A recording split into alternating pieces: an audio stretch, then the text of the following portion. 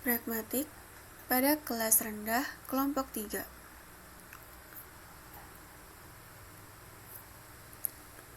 Lena Amelia, Nabila Farhah, Ika Auliasani. Hakikat pragmatik.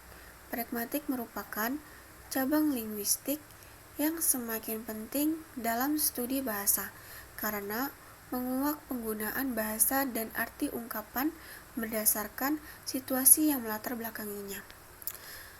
Pragmatik dalam artian yang lebih sempit, khususnya dalam filsafat, adalah studi tentang bahasa dari perspektif fungsional yang mencoba menjelaskan segi struktur linguistik berkaitan dengan hal-hal di luar bahasa seperti peran sosial, kerjasama, dan juga konteks yang ikut menentukan atau menjadi penyebab penggunaan suatu bentuk bahasa tertentu. Pragmatik dapat dipahami dari berbagai segi. Yang pertama, studi bahasa dalam komunikasi, khususnya penggunaan bahasa. Yang kedua, masalah interpretasi dan penggunaan tuturan pada dunia realita. Yang ketiga, studi bahasa dalam komunikasi, khususnya penggunaan bahasa. Yang keempat, pengaruh struktur kalimat karena hubungan pembicara-pendengar. Fungsi pragmatik yang pertama, alat interaksi sosial dalam arti alat untuk menyampaikan pikiran, gagasan, konsep, atau juga perasaan. Yang kedua, seorang pakar sosial linguistik juga mengatakan bahwa bahasa adalah alat komunikasi manusia, baik lisan maupun tulisan. Yang ketiga, 5 fungsi dasar menurut Kinsey disebut fungsi ekspresi, fungsi informasi, eksplorasi, persuasi, dan fungsi entertainment.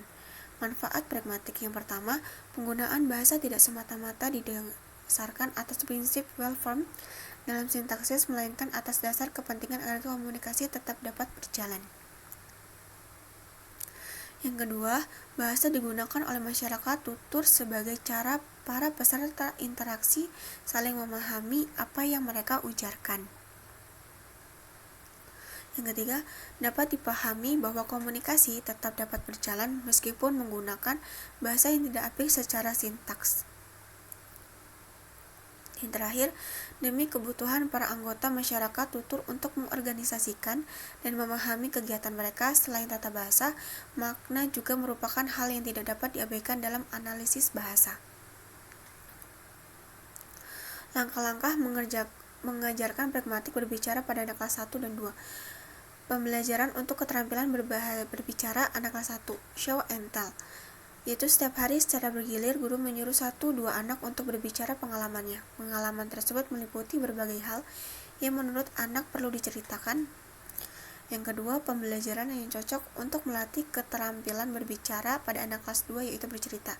Bercerita dalam pembelajaran bahasa Indonesia merupakan bagian dari pembelajaran berbicara dan peningkatan kemampuan berbicara. Bercerita itu sendiri adalah menuturkan pengalaman, perbuatan yang pernah dilihat atau bahan bacaan yang disebut dongeng.